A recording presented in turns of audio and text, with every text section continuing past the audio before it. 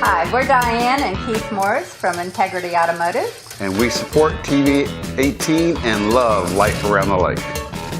Hi, Norm Allen with you here from TV 18 Life Around the Lake.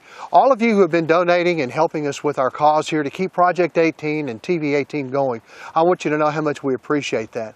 I also want to remind you that any of you who would like to participate in it, you may do so by making your checks out to FLOW, Friends of Lake of the Woods, a 501c3 nonprofit organization, and you get a tax deduction for all of your donations. You're the reason we're on the air. You're the reason it works, because at TV 18 Life Around the Lake, the stories are all about you. Hi, I'm Janet Ayers and Jim Steele from the General's Quarters Restaurant in the Locust Grove Town Center. And we proudly support TV 18 and we love Life Around the Lake.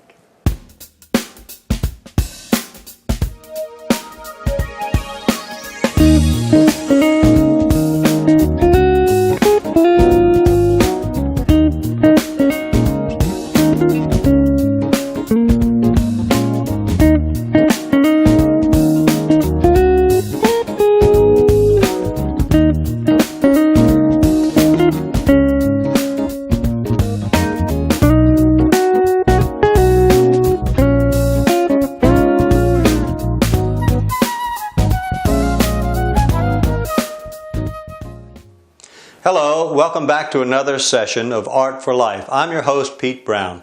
When we left off on our last session, we had began this painting and got it through about the third stage. We had an underpainting. We did our design, some thumbnail sketches to decide what we wanted where. We laid out our canvas in thirds to find the hot spots. A third this way, a third this way, and this way, to find that this was going to be a good place for a subject because where those lines intersect. Secondly, we masked in the basic colors, our darks. We set our values. The sky is value 1. This is value 2 in our foreground. This one is like 3. This is 4. Maybe this is 6 is our darkest behind our subject. And finally, our subject would be like this is 6, this is 5. So this is our subject area, man-made object becomes a subject, a barn. What we're going to try to do now is to add some nuance and interest to this piece. It could pass like it is. It's recognizable as a barn, but that's not what we want. We want to suggest a lot of things. We want to suggest things happening in here that aren't just blatantly obvious. So what we've got basically a red barn that's all faded out. We've got a couple silos, which, no one gets excited about, but they're part of our game we're playing here. That game is to create depth in the landscape. Again, we're trying to create a 3D image on a 2D surface. So we do that for several things. Overlapping shapes. This one overlaps that one overlaps this shape, this overlaps the barn and the silos. The silos and barn overlap the trees, and then we have the sky. So overlapping shapes, receding colors. The sky is bluest at the zenith, lightest at the horizon.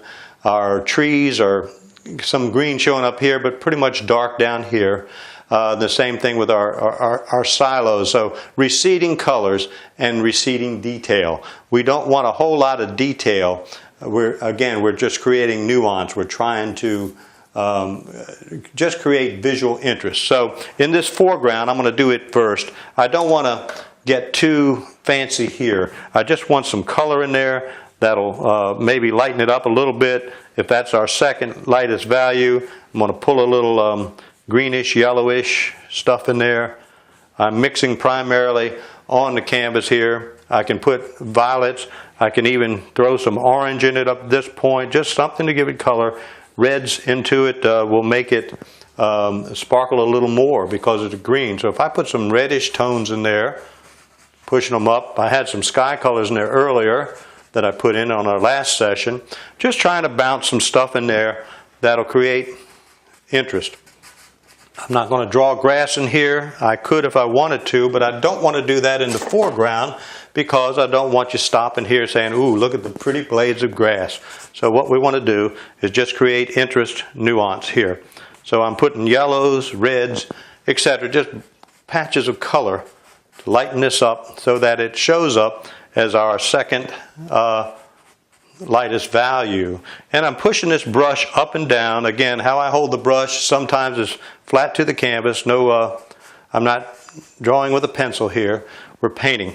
So, but get used to handling your tools, and maybe we'll cover that in the next session. Since I want this shape to overlap that one, I am going to push up over that shape so that it looks like weeds, grass, something we planted on purpose as a farmer, I don't know, but something in there to just suggest that this one is in front of that one. And that's all we're doing, is creating some depth here.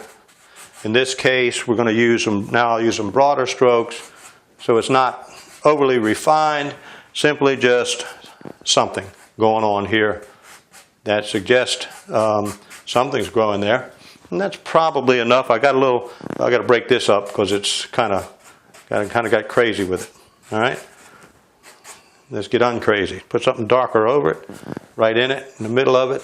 There we go. Push up, and I think whoops.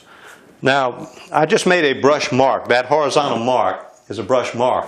What I want are brush strokes. There is a difference. A brush stroke is something you've done on purpose and create information.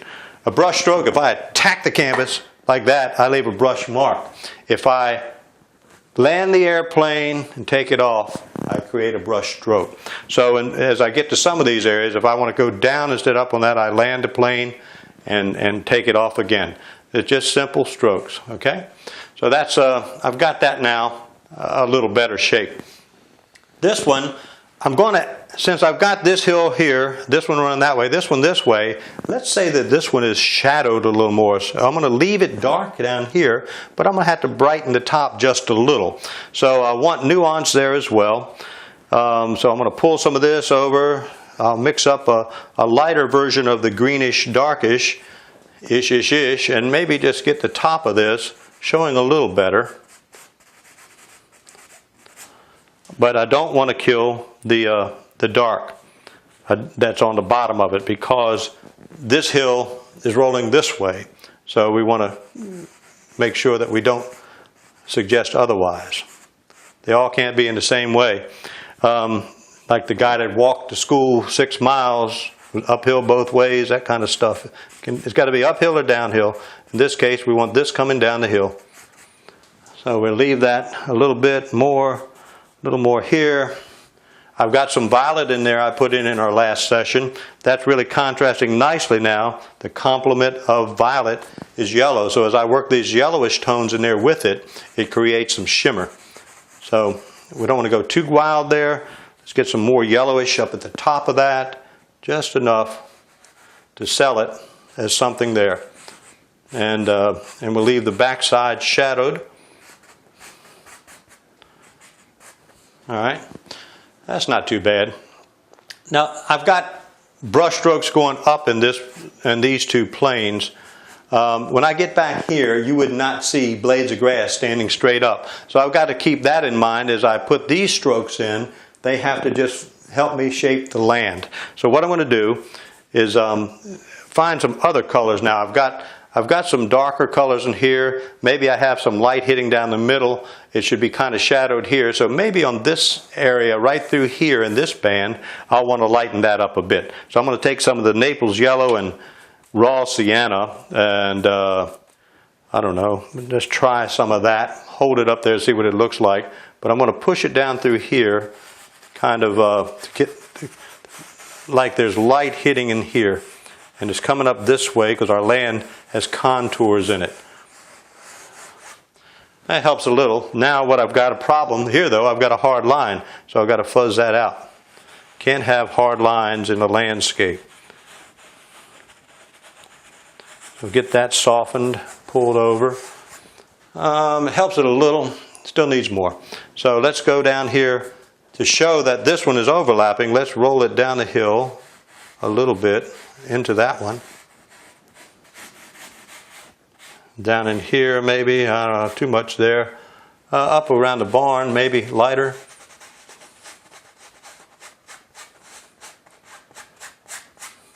So we got some light pouring down through there. Whoa, the sun just came out really bright right there. Okay, now, I need to probably bounce some light behind that subject, but I'm not going to do it on this particular piece. Let's get some other color in there. Right now, I've got these so they're working as far as depth, but I'm not happy with this color. So I'm going to put some reddish tones in there, some orangish tones in there, but I want them, I got to get them at the right value. So again, if the value is right, any color I throw in there is going to work. If the value is wrong, it won't work. So I'm going to try to lighten that up. I'm going to even put a touch of white into this to really lighten it, and that might be a mistake. But we'll find out when we put it up there, and if it's a mistake, we'll fix it. So I'm going to just put some.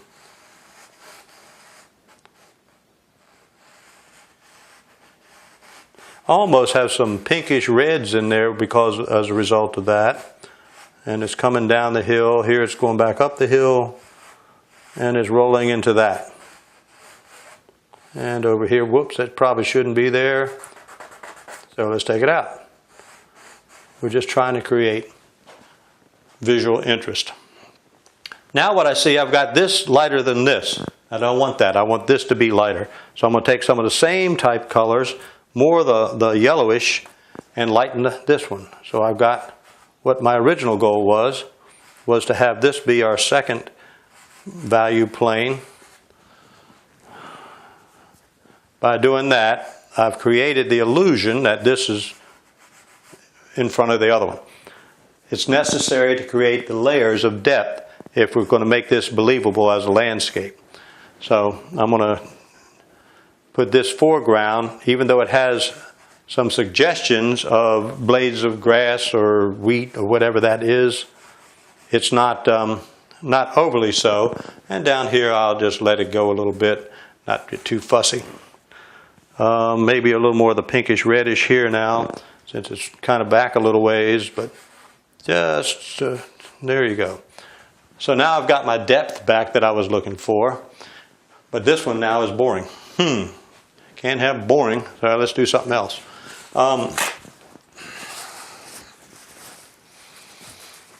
Well, what would be it? I think we just need to get a darker version of this same reddish tones. Value-wise, it's fairly close. I think magenta would work better. Let's take a more bluish red, a magenta or an alizarin crimson. Now they're also complement of green, so if we're careful with it, I think it's our, yeah, it's in there. It's in there. On the back side, we want this, because this is down in the shadow side of this hill. Just enough to create interest. And if you go too crazy with it, you have to do something else over it. So it's the back and forth that we do that is what creates the interest in our paintings. I'm going to leave that for a moment and take a peek up here at the barn. That barn is looking so pristine, sitting there all by itself with nothing around it. I can either place a big tree over it and kill it that way, or not kill it necessarily, but to break it up into. But I don't need the vertical there because of the silos. If this were the only vertical I had, if I didn't have the silos, I'd probably run a tree over it, or at least something vertical to help sell the layers. But I've got these two big verticals here. So I think what I'm going to do is just simply try to put maybe some sort of foliage growth stuff up in here. So I'm pushing stuff up here that might be growing around the barn. That's not a very convincing green. Let's get a little greener green. Not too bright, maybe a little bright because it is in sunshine, but let's, again, I've got a 2-inch brush painting tiny things, but if I use the corners of it, roll it about, I can convince myself that it's foliage over there, and hopefully convince you. Now I got that foliage, and just enough to sell it as such, but right now it doesn't have a shadow, so let's put a shadow under it. So if I do that with a dark violet, I'm going to do this very lightly because I don't want to lose everything else. So I'm going to push up some shadow areas into that. Just enough.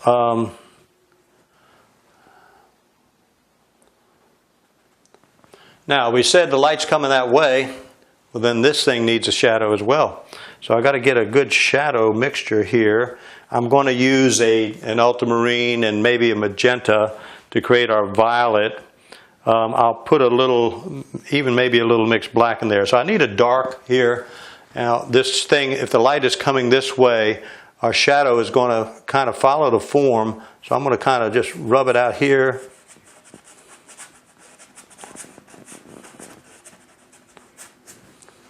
We have to have shadows in our paintings. Light and shadow is all this is about. So this shadow is kind of breaking into the grassy areas there, kind of following the shape of the barn. But if we want it to be convincing as a piece, it has to have them. So I'm going to push more shadows up under here. The darks and lights, lights against darks, create our interest. So now we've got a little more convincing thing anchoring the barn. I think I need a little more in here, and I also need a little shadow over there around those silos because they're kind of just out there with the foliage around them isn't defined enough, so I'm just going to push some shadow area up in there. Oh, I got a little crazy with it. This technique is called tonking. I take a paper towel. I don't like what I have there. So I'm going to take a paper towel, lay over what I just put down, rub my thumb over it very hard, and lift off most of it. That's called tonking. So I've done that. I've knocked back some of that stuff I scribbled. I just put it right back in because that wasn't bright to do. I did it anyway, but I need more in there, more in here. Okay, a little better.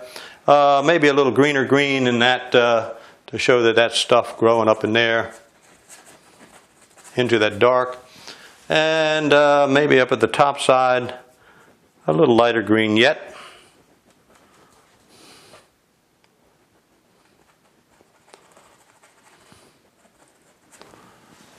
Not terrible, but I think what I'll do on this one is call it a day on this one. I'll take it aside. I'll set it aside for a week or two. I'll take another look at it, and I may put some final details. One right now I can see that I need is sky color off the barn roof.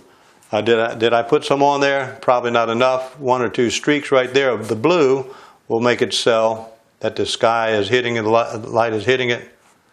And it always, that contrast will also convince us to look there.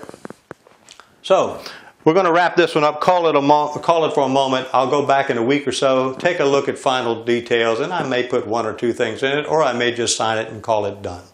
All right, I'll be back in a moment. We'll work on a start of another painting. Hope you'll stick with us. Hello, welcome to Art for Life. I'm your host, Pete Brown. Welcome back. We just finished up the barn painting, and as promised earlier, want to have something for everyone, whether you're a beginner, an intermediate painter, or an advanced painter. We're going to try something that's rather advanced, rather fun. I'm going to take a pencil. I've broken the point off of it. I've got some red ink here. This is something completely different, as Monty Python would say. So this is what we're going to do. We're going to sketch out the scene we're going to paint, and then paint it out of primo with one pass. No underpainting, no nothing. So my only underpainting is going to be this little sketch with a broken pencil. One of the things that's near and dear to me, as I mentioned earlier, are boats. In family vacations to the Caribbean, one of my favorite things was to watch the little fishing boats pull up on the beaches or out fishing. So we're going to do a little scene, as I recall, down in St. Lucia area. So we've got a little shoreline here. We're going to have a boat, I don't know, right here maybe.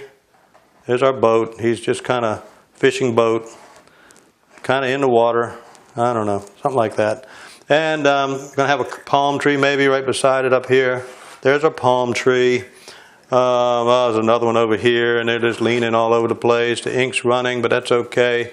Back here are some mountain ranges, like the Tetons, I guess they were, something like that. And so there's our underpainting. A boat. We could put 2 boats. Let's put another one so it's not alone, so we don't make it lonely. We'll have another boat right here, 2 boats. And we never want an even number of anything, so let's put 3 boats. All right, one of them will be the star. We're not sure which now. So that's our underpainting, simply with a little bit of ink. And let's hope that dries enough that we can paint over it, but I'll just blot it a little bit, hopefully speed the process.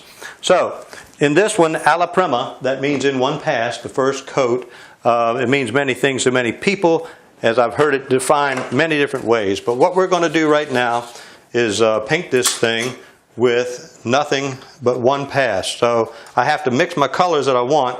In this case, my sky color is going to go in first. I'm going to lay in the sky with this palette knife. I'll probably push it around with the brush some too, but we just want to get paint on the canvas. This is basically a gessoed and toned canvas, that's all. There's nothing fancy. I didn't underpaint it. I did tone it slightly, as I like to do all my canvases, but it's not necessary, particularly when you're doing something like this in an alla prima. And I'm also demonstrating how to paint with a palette knife today, so hopefully that's of interest as well. So we're just putting the paint on. I'm creating just patterns here. When a lot of people like palette knife paintings because the paint is so thickly applied. We've got surface. One of the things, a lot of people call that texture. One of the things we talked about earlier is that there's 3 things a painting can be about. It can be about color, it can be about information, or it can be about application. This one is more about application because we're putting the paint on thick and just creating whatever we're creating that way. I'm going to jump on the mountains now. With an alla prima type of approach, you get one pass. That's it. So I'm going to mix up some dark colors down here, a darkish greenish, and that's going to be my mountain colors. I probably need more of it, but here goes. So we're going to get mountain colors up in here. We'll round those out and run it up into the sky, doesn't matter. One and done on each stroke. You get one shot. That scares a lot of folks. By pulling that sky in there, I've graded this near mountain, which is actually a good thing. So we got the mountain back here. I think that's the Grand Tetons. That's what we're going to call them anyway, since they were in St. Martin. And we'll put a mountain over here. The other one, there were 2 as I recall. So we're going to just try to keep working our way through this piece, building up this and that. Once we get to our boats, we've got to paint right over what we put there. That's always a challenge and fun. But again, if we do it in the right manner, we got to darken that a little bit. Get some of this mixed black in there. Maybe some other colors. Some of that violet worked pretty good, the dark. These are in the background. It's a lot of fun painting with a palette knife. I suggest you try it if you haven't. You'll get looser because you have no choice. You can't be too detailed with a knife. You can, it'll make nice straight lines if that's what you like. But if we just kind of look at what we're trying to do here, we want dark behind our subjects again. So I'm going to make these mountain ranges and all a little bit dark. Just kind of, I'm going to use this knife edge now to make detail for my boat. I'm cutting the boat in. More dark down here. We're going to need some sand on this beach in a moment. We'll put that in there too. We'll give you a nice formula for making wet sand color. You can make wet sand look very realistic with diazinon purple and raw sienna.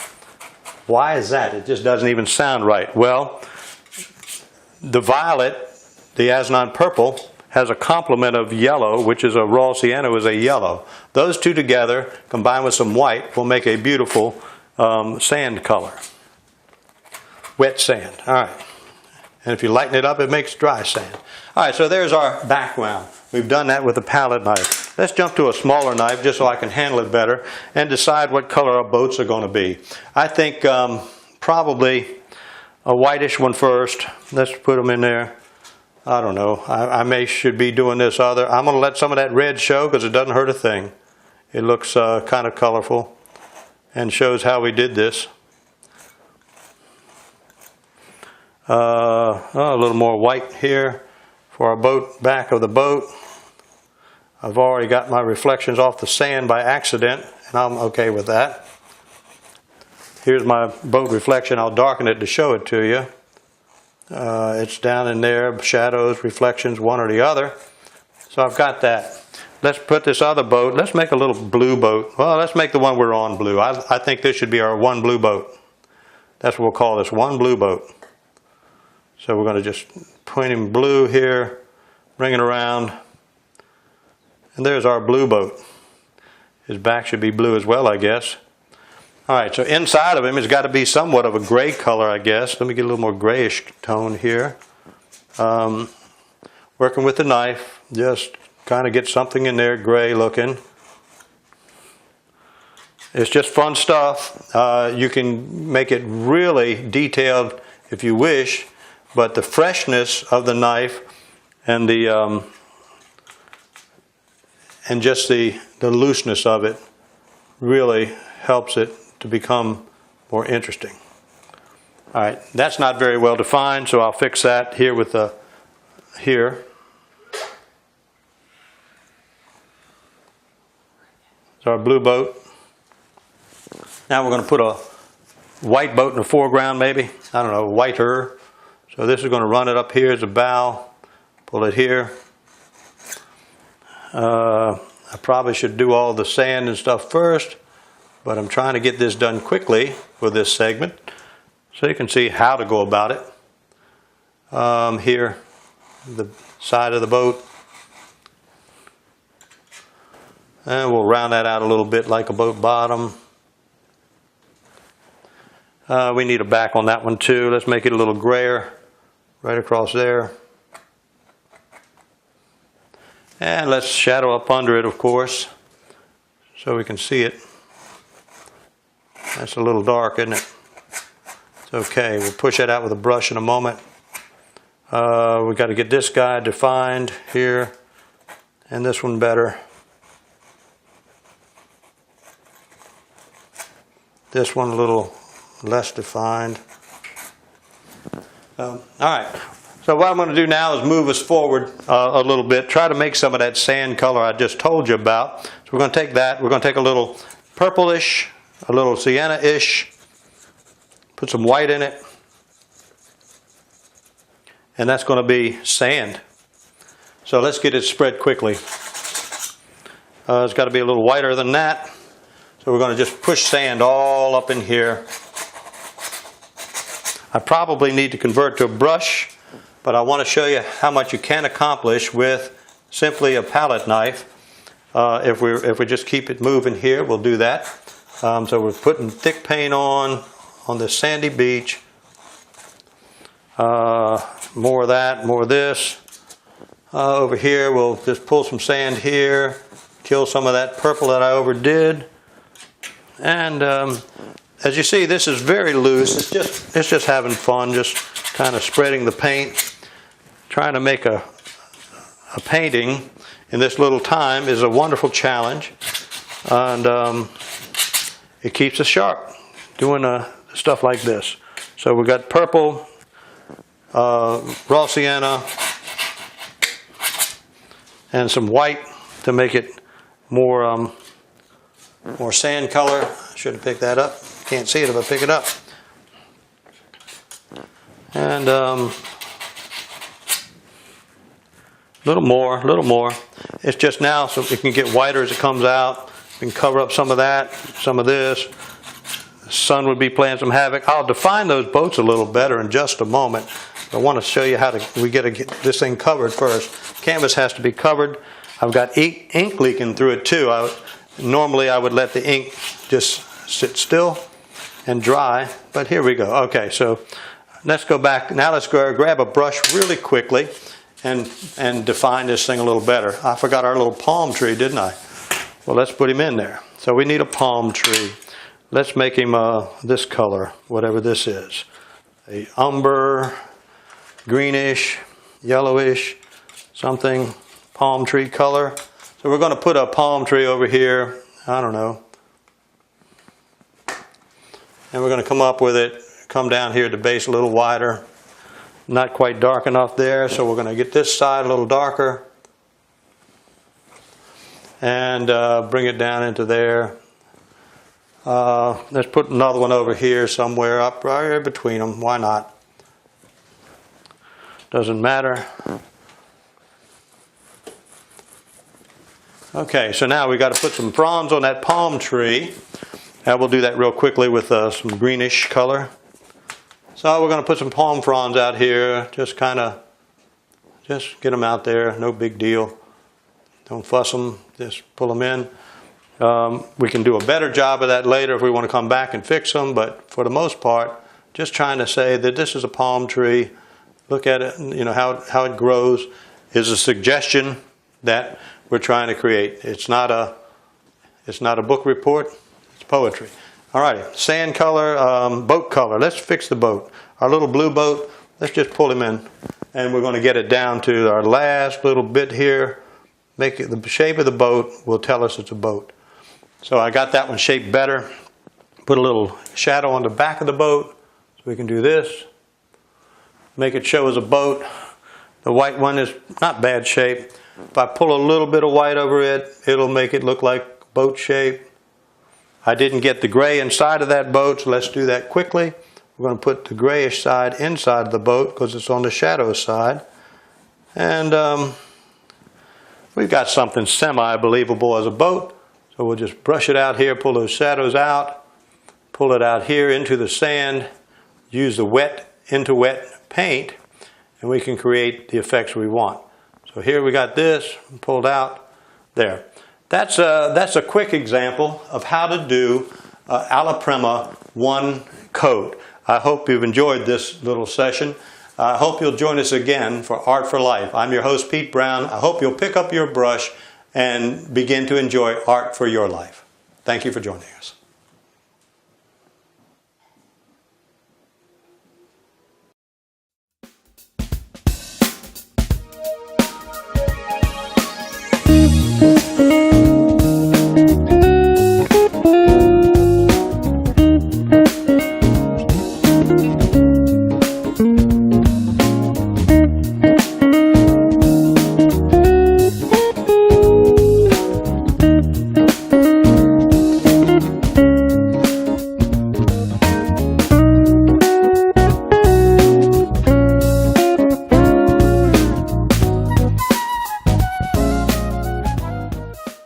This is the crew from the Flower Cottage. We are excited to support TV18. We love life around the lake. This is Michael from Red, White, Blue, and Brew, your neighborhood shop for beer, wine, and cheese. We love TV18 and life around the lake.